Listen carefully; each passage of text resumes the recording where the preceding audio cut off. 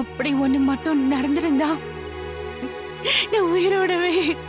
அப்படி சொல்லாத ஜானகி. இல்லங்க, இல்ல, இந்த அளவுக்கு விஷயம் போகும்னு சத்தியமா நான் நினைக்கல. இந்த வீட்ல என்ன நடக்குது, இந்த குடும்பத்துல யார் யார் எப்படி எப்படி இருக்காங்கன்னு நான் கவனிக்காம விட்டுட்டேன். மாயா இப்படி ஒரு தப்ப நிச்சயம் பண்ண மாட்டான்னு எனக்கு நம்பிக்கை இருந்துச்சு. நம்ம சீனு கூட நல்ல பையன்தான். ஆனா அவன் நல்ல பையன். இல்லங்க, ஏதோ வயசு கோளாறுல அப்படி பண்ணிட்டான். மாயாவுக்கு அதே வயசு தானே. அவளுக்கு இருந்த பக்குவமோ அறிவும் இவனுக்கு எங்க போச்சு? என்ன, நாம எந்த குறையும் இல்லாம வளர்த்துட்டோம் இல்ல? அப்படியெல்லாம் இல்லங்க. ஏதோ பாவம் யோசிக்காம தப்பு பண்ண போயிட்டான். ஆனா கடைசியா புரிஞ்சுகிட்டு அவன் முடிவை மாத்திக்கிட்டானே. அவனை மன்னிச்சு வீட்டுக்குள்ள வர சொல்லுங்க. ஜானகி, மாயா மேல கூட எனக்கு கோபம் இல்ல. அவ இப்பவும் நம்ம மானத்தை காப்பாத்திருக்கா. இத்தனைக்கும் அவ எங்கிருந்தோ வந்த பொண்ணு இருந்தோ அவன் நம்ம குடும்பத்து பக்கம் நின்னு இருக்கா. ஆனா இவன் இந்த குடும்பத்திலேயே வளர்ந்தவன் தானே. இங்க நடந்த நல்லது கெட்டது எல்லாம் அவனுக்கு தெரியும்ல. சரிதாங்க, அவன் மாயாவை காதலிச்சிட்டான். ஏதோ அந்த வேகத்துலதான். ஜானகி, நானும் தெரியாம தான் கேக்குறேன். காதலிச்சா எல்லாருக்கும் புத்தி வேலை செய்யாம போயிருமா? இப்படிதான் குறுக்கு வழியை யோசிப்பாங்களா? என்கிட்ட வந்து பேசணும்னு அவனுக்கு தோணவே இல்லை. பாத்தியா? அது தப்புதான். அவன் வந்து பேசிருக்கணும் தான். இப்ப எல்லாம் கை மீறி போயிடுச்சே. அவனும் உங்க முடிவுக்காக அவன் முடிவை மாத்திட்டு வந்துட்டான். நீங்க அவனை கூப்பிட்டு பேசி இதுக்கு மேல அவன் முகத்துல முழிக்க கூட நான் விரும்பல. நம்ம ஒரே ஒரு தடவை கூப்பிட்டு பேசலாங்க. வேணாம் ஜானகி, அவனை பத்தி இதுக்கு மேல என்கிட்ட பேசாத.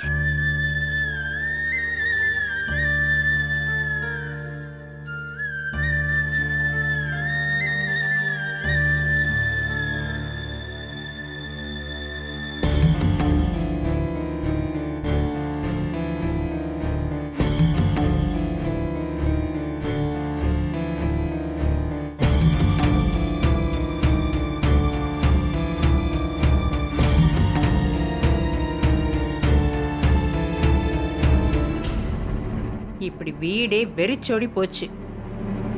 கல்யாண வீடா களை கட்டிட்டு இருந்த இடம். இதுக்கெல்லாம் காரணம் நீதான் ஜானகி.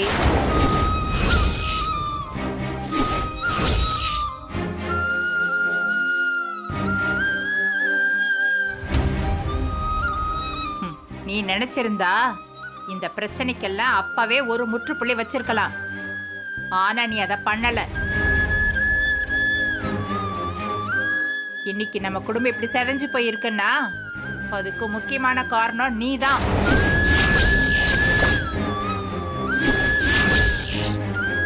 எல்லாத்தையும் சொல்லாம மறைச்சிட்டல்ல. அத்தை, நான் வேணும்னு மறைக்கல அத்தை. குடும்பத்துல எந்த குழப்பமும் வந்துடக்கூடாதுன்னு தான். அதான் மொத்தமா இப்ப குட்டையா குழம்பி போய் நிக்குதே. நம்ம வீட்டுல வளர்ந்த புள்ள இப்ப வெளியே நிக்கிறான். மாயா வீட்டுக்குள்ள இருக்கா. இல்ல, நான் தெரியாம தான் கேக்குறேன். எங்கிருந்தோ வந்தவ இத்தனை விஷயத்தையும் பண்ணிட்டு வீட்டுக்குள்ள இருக்கா.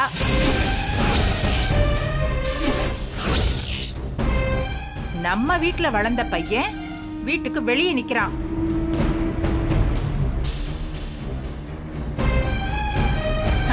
அவனை பெத்தவ கடந்து துடிச்சுக்கிட்டு இருக்கா. இது எல்லாத்துக்கும் மைய காரணம் யார் தெரியுமா? நீதான் ஜானகி.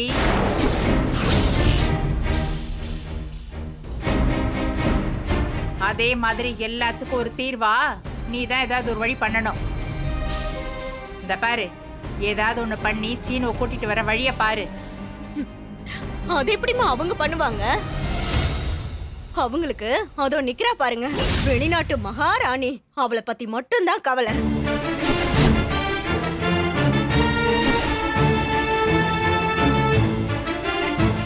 என் புள்ள வாழ்க்கை பத்தி அவங்க யோசிச்சிருந்தாங்கன்னா அவங்க இதெல்லாம் நினைச்சிருப்பாங்களா?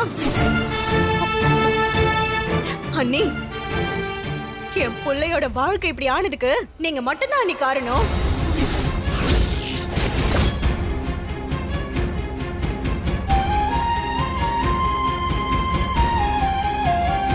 அக்கா, அவங்க 2 பேர் பண்ண தப்புக்கு அண்ணி என்னக்கா பண்ணுவாங்க? தப்பு நடக்குதுன்னு தெரிஞ்சும் அத வெளிய சொல்லாம தானே இருந்தாங்க.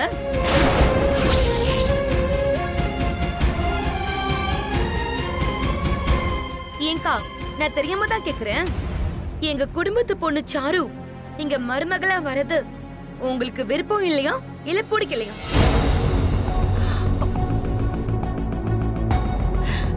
எனக்கு ஏன் பார்வதி பிடிக்காம போக போகுது? அப்புறம் ஏங்கா மறைச்சிங்க?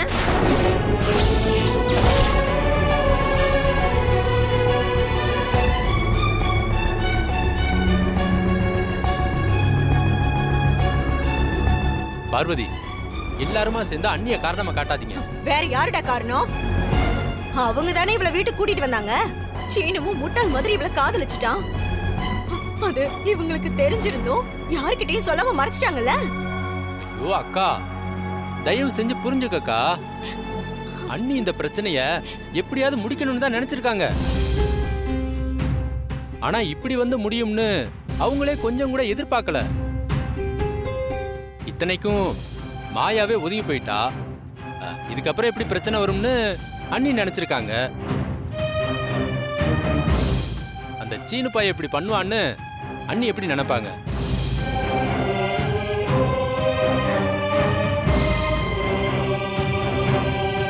அப்போ தப்பு ஏன் புள்ள மேல சொல்றியா நீ? அப்ப அவன் தப்பே பண்ணலன்னு சொல்றியா நீ? டேய், அவன் இவன் மேல இருக்கிற மயக்கத்துல பின்னாடி தெரிஞ்சிட்டு இருந்தான். அந்த அளவுக்கு அவனை மாத்தி வச்சிருக்கா.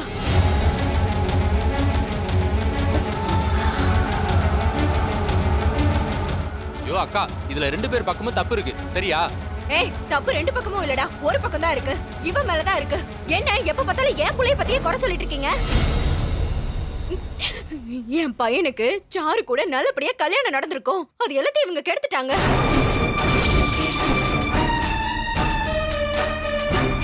அவனுக்கு நல்ல வாழ்க்கை அமைய கூடாதுன்னு தான்.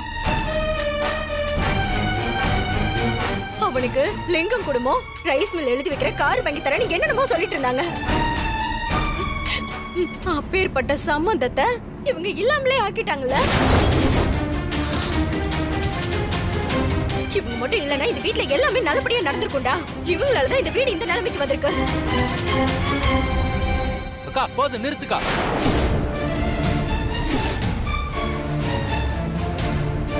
உனக்கு என்னக்கா தெரியும்? வாய்க்கு வந்ததெல்லாம் பேசிட்டு இருக்க. அண்ணி இந்த வீட்டுக்கு கல்யாணம் பண்ணி வந்ததுல இருந்து நம்ம எல்லாரையும் அவங்க தானே பாத்துட்டு இருக்காங்க. ஏன் உன் கல்யாணத்துக்கு அப்புறம் நீ பிறந்த வீட்டுல தானே இருக்க? உன் புருஷன் வீட்டுக்கு போனியா? இங்க தானே இருக்க. உன் குடும்பத்தையும் சேர்த்து அண்ணி தானே பாத்துக்கிறாங்க.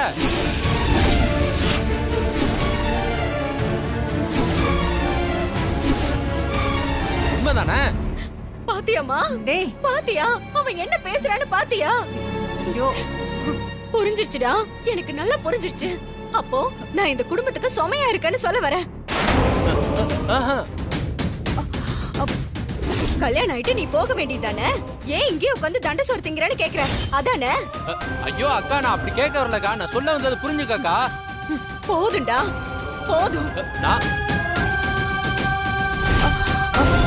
ஐயோ, கல்யாணம் ஆகி இன்னும் போகாம இங்கேயே இருக்கேன்னு கேக்குறல்ல. ஐயோ, அப்போ இதுக்கு வேற என்னடா அர்த்தம்?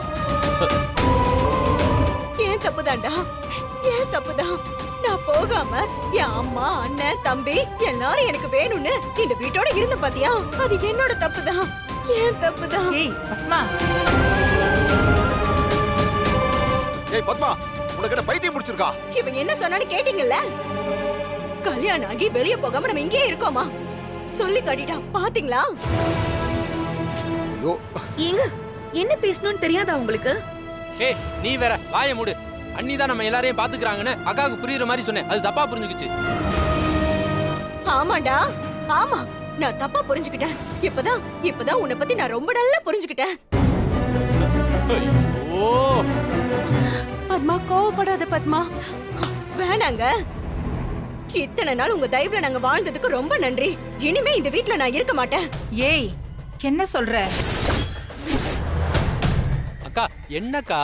கண்டவளெல்லாம் இப்படி கொண்டு வந்து வீட்ல வச்சிருப்பீங்க. ஆனா ஏன் புள்ளைய வீட்டை விட்டு வெளிய அனுப்புவீங்க? அப்புறம் நாங்க எதுக்குமா இங்க இருக்கணும்? நாங்களும் வீட்டை விட்டு போறோம்.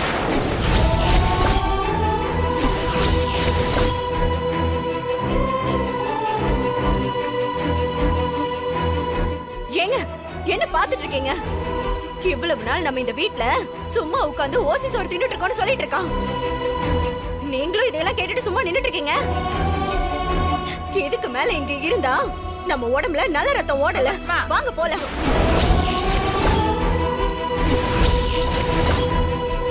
ஏய் அக்கா பத்மா. சொன்னா கேளுக்கா. அக்கா பத்மா அக்கா அக்கா போகாதக்கா. அக்கா அக்கா சொன்னா கேளுக்கா. அக்கா பத்மா அத்தை, அக்கா சிவா அக்கா என்ன இது? அத்தை, கேளு பத்மா. என்ன இது? அக்கா தயவு செஞ்சு போகாதக்கா. வேண்டாம். அக்கா வேண்டாம். அக்கா, வேண்டாம். அக்கா நான் தெரியாம பேசிட்டேன். சொல்றத கேளுக்கா. இல்ல வேண்டாம் பார்வதி. இனிமே நான் இந்த வீட்ல இருந்தா ரோஷன் கெட்டவளாயிடுவேன். பத்மா இப்படி எல்லாரும் வீட்டை விட்டு போறதுக்கா நான் இவ்ளோ கஷ்டப்பட்டேன். சொன்னா கேளுமா. எதுவா இருந்தாலும் நம்ம பேசி தீர்த்துக்கலாம். ஐயோ இனிமே பேசுறதுக்கு எதுவுமே இல்ல. நீங்க நினைச்சது நடக்குது. உங்களுக்கு ரொம்ப சந்தோஷமால இருக்கும். நாங்க கிளம்புறோம். ஏய் ஏய், ஏன் போற? ஏய், வா. நான் சொல்றத கேளு. டேய் ரகு பாரு இவள வீட்டை விட்டு போறேன்னு சொல்றாடா. என்னன்னு கேளுடா. இப்ப என்னாச்சுன்னு இப்படி பண்ற? எல்லாம் இந்த மாயாவாலதான்.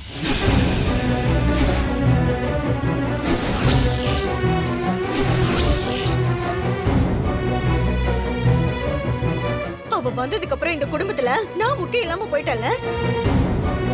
என்னை யாரும் மதிக்கிறதே இல்ல. என் பிள்ளைக்கும் இங்க மரியாதை இல்லாம போயிடுச்சு. நீ கோவத்துல பேசுற. உள்ள போ, நாளைக்கு பேசிக்கலாம்.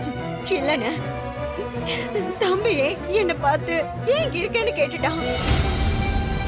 ஐயோ அண்ணே நான் சாதாரணமா தானே சொன்னேன். அது அக்கா வேற மாதிரி புரிஞ்சுக்கிட்டாங்க அண்ணே.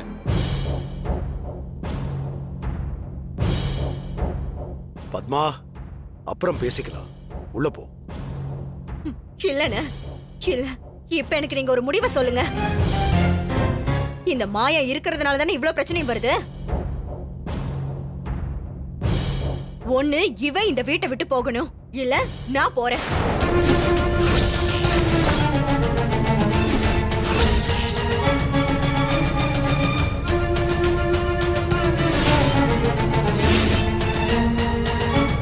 தப்பு செய்யறவங்களுக்கு தண்டனை கொடுக்கலாம்.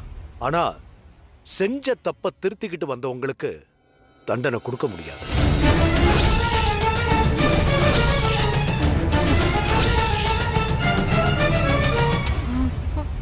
அப்போ நீங்க முடிவு பண்ணிட்டீங்க. அவளை வீட்டை விட்டு அனுப்ப மாட்டீங்கல்ல? சரிண்ணே, அப்பனா நானே போறேன். ஏய் பத்மா பத்மா ஏங்க, நீங்க வாங்க. சொன்னா கேளுக்கா. அக்கா வாங்க போலாம். அக்கா அக்கா அக்கா அக்கா சொல்றத கேளுக்கா. என்ன பண்ற?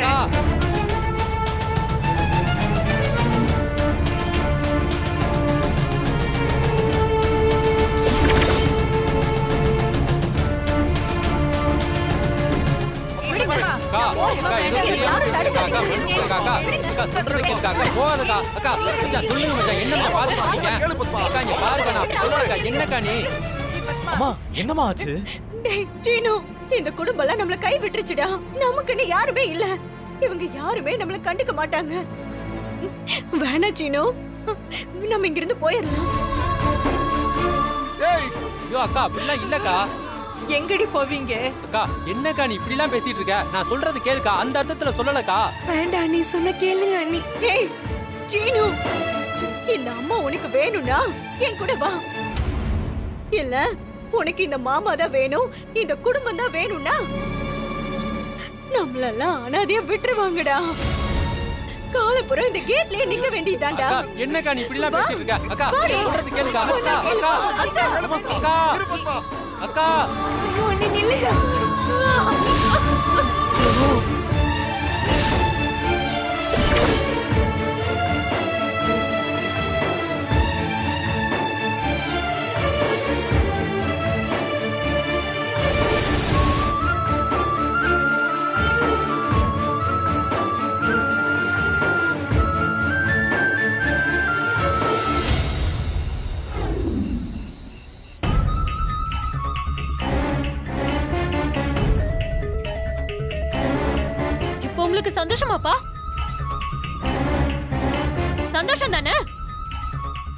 ஏம்மா அப்படியெல்லாம் கேட்குற?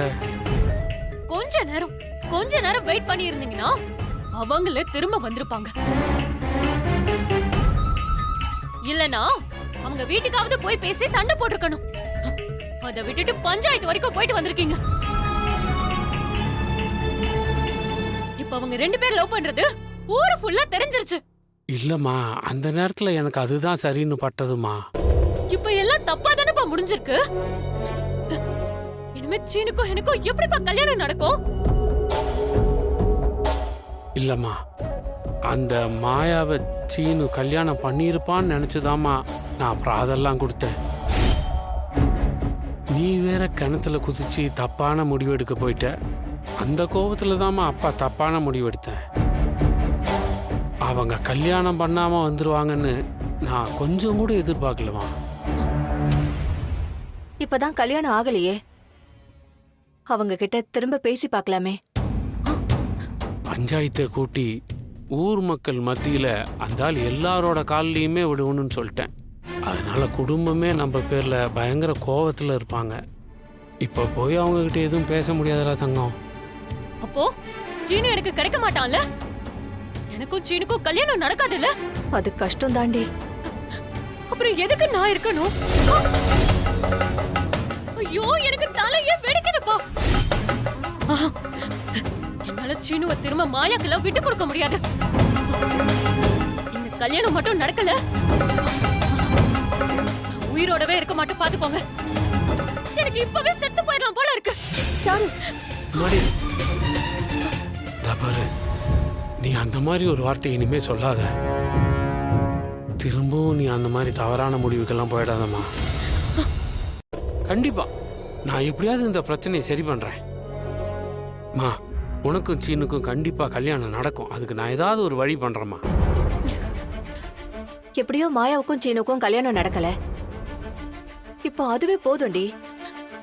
அதான் எல்லாருக்கும் தெரிஞ்சிருச்சு. அது போதாதா? அவங்க 2 பேருக்கும் கல்யாணம் பண்ணி வைக்க முடிவு பண்ணிட்டாங்கன்னா அப்படியெல்லாம் நடக்கிறதுக்கு இந்த அப்பா விட்டுருவனா? அந்த ரகுராம் கொடுத்த வாக்கு இருக்கு.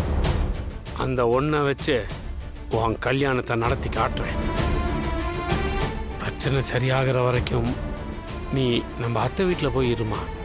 அப்பா, இங்க என்ன நடக்குதுன்னே தெரியாம நான் அங்க போய் உட்கார்ந்து இருக்கணுமா? இல்லம்மா, பெரிய பிரச்சனை நடந்திருக்கு.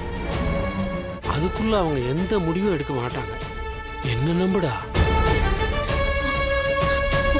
கண்டிப்பா உனக்கு அந்த சீனுக்கு கல்யாணம் நடக்கும். நான் நடத்தி வைப்பேன். ரொம்ப யோசிக்காதடா. அப்பா சொல்றத கேளு. போமா.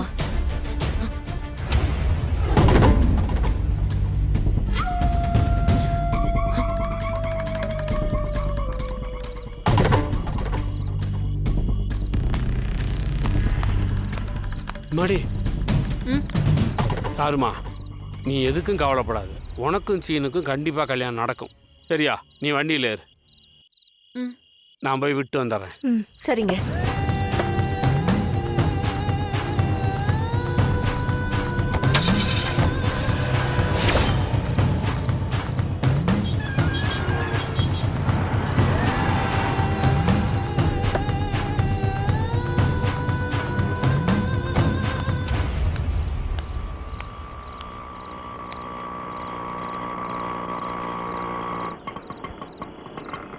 ஏங்க, சம்மந்தி மாப்பிள்ளை எல்லாம் வந்திருக்காங்க.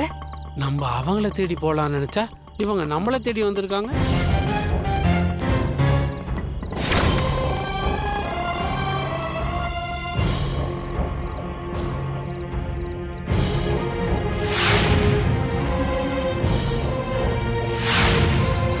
என்ன சம்மந்தி, பெட்டியும் கையுமா வந்திருக்கீங்க? சரி சரி, எதுக்கு இங்க இருந்து பேசிட்டு வாங்க, உள்ள போய் ஆமா, பேசிக்கலாம். வாங்க சம்மந்தி, வாங்க. சரிங்க.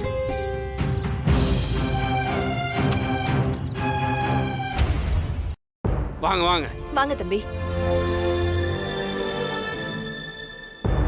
வாங்க மாப்பிள்ள. சம்மந்தி அம்மா, நாங்களே வரணும்னு நினைச்சிட்டு இருந்தோம். எதிர்பார்க்காம என்னென்னமோ நடந்து போச்சுங்க. நானும் கொஞ்சம் அவசரப்பட்டுட்டேன். பொண்ணை பெத்தவன் இல்லையா, அந்த கவலையில தான் அப்படி பேசிட்டேன். மாப்பிள்ளை வேற ஒரு பொண்ணை கல்யாணம் பண்றதுக்காக போயிட்டாரு. அந்த கோவமும் வேற இருந்ததா? மாப்பிள்ளை, உங்க மேல எங்களுக்கு எந்த கோவமும் இல்லை. எங்களுக்கு தெரியும் உங்க மேல எந்த தப்பும் இருக்காதுன்னு. அந்த மாயா பொண்ணு தான் ஏதேதோ பேசி உங்களை மயக்கி கூட்டிட்டு போயிருப்பா. அப்படியெல்லாம் எதுவும் இல்லை. நான் தான் அவளை தேடி போனேன். டேய்,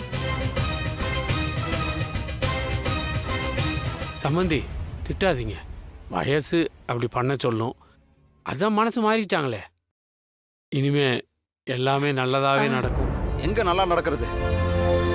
நீங்க பஞ்சாயத்துல பண்ண வேலைக்கு இப்ப நாங்க வெளியில வந்து நிக்கிறோம். என்னாச்சு சம்மந்தி? நாங்க வீட்டை விட்டு வந்துட்டோம்.